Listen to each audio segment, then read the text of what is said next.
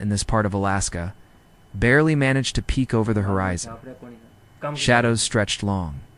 Over the snow-covered ridges, and the air was sharp enough to sting her lungs, she paused for a moment, gazing at the endless expanse of white and evergreen, as though trying to etch it into her memory.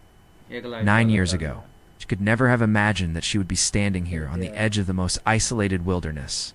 In North America, searching for something so fragile and yet so powerful that the world might never believe it existed. But today wasn't about her legacy. It was about the work. Always the work. Inside, Dr. Sarah Whitmore, her closest friend and fellow botanist, was kneeling over a battered metal case filled with scientific instruments. She looked up as Emily came in, her cheeks flushed from the cold.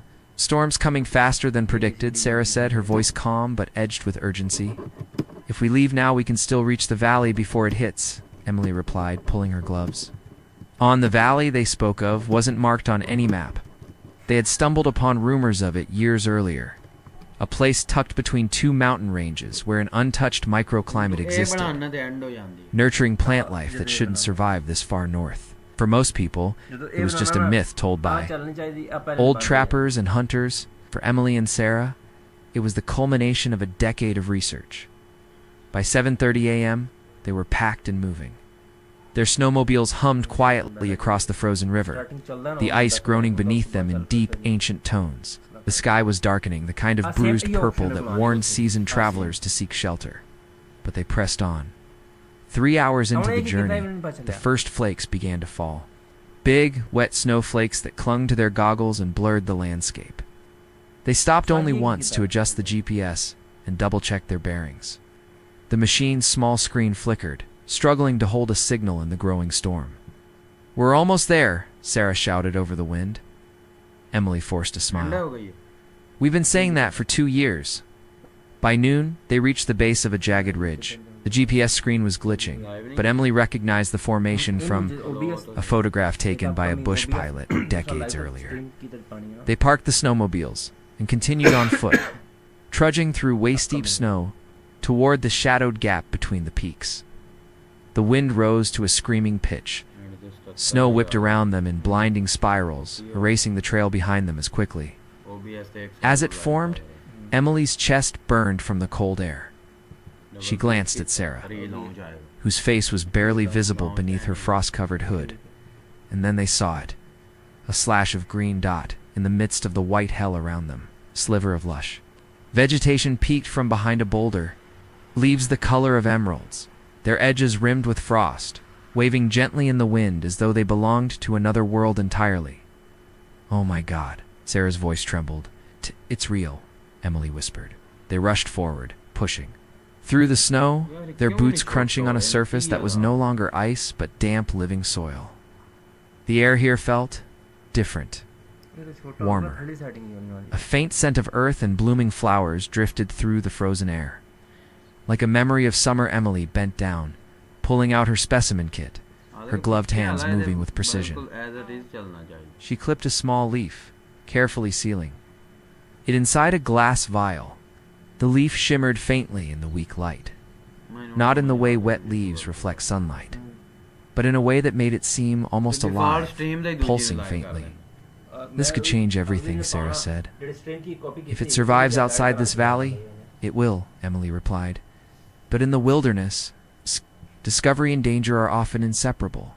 The wind shifted, carrying with it a sound, low, guttural, and too deliberate to be the moan of ice. It came from somewhere deeper within the valley. Emily froze, scanning the tree line. The shadows between the pines seemed to move. "Did you hear that?" she asked. Sarah nodded, her eyes narrowing.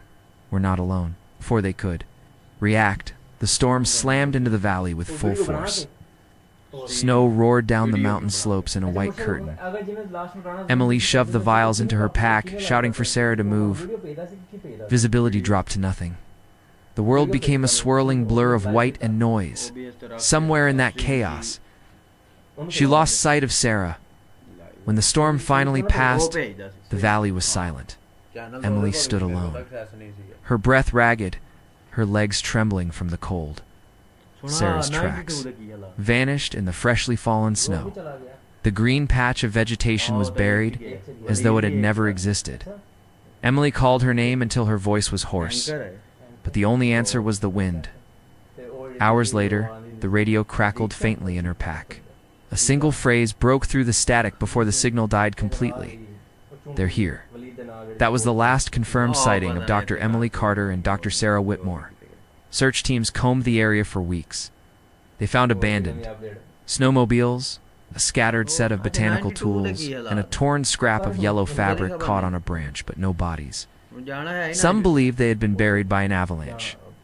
Others whispered about something older, stranger, lived beyond the maps, and then the wilderness swallowed their story whole. Asterisk. 9 winters had passed since Dr. Emily Carter and Dr. Sarah Whitmore vanished into the frozen heart of Alaska.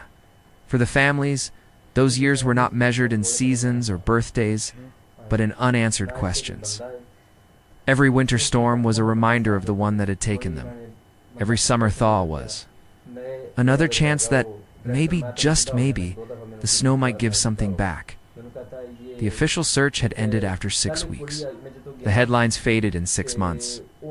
And yet, in the tiny frontier town of Talkeetna, their names still carried weight, not as a news story, but as a ghost story. Michael Carter, Emily's younger brother, had never accepted the version of events that the authorities settled on: avalanche, fatal hypothermia, bodies, Unary. He had read the search reports 100 times. He'd stared at the photographs taken by rescue teams, the scattered tools, the shredded yellow fabric, the broken GPS, and something always felt wrong.